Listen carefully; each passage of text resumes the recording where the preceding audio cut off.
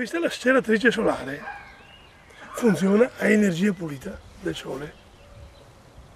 Inseriamo i telaini da fondere, da eliminare delle api, li mettiamo qui dentro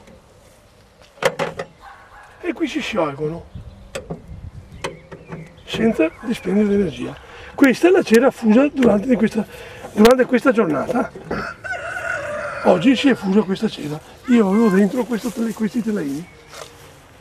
Io metto dentro questi telaini, posizionati in questa forma, la cera si scioglie e entra. La parte sporca si ferma, che va eliminata, va buttata via, bruciata.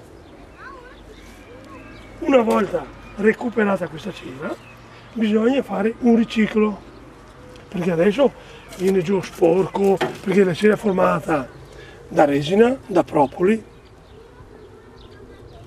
Ci sono altre cose che le api lavorano, e c'è la pelle di muta di cambio, perché quando nasce un'ape lascia la muta, la pellicina, la muta. Ogni volta che nasce un'ape lascia una muta e la celletta viene sempre più piccola, è per questo che viene cambiata.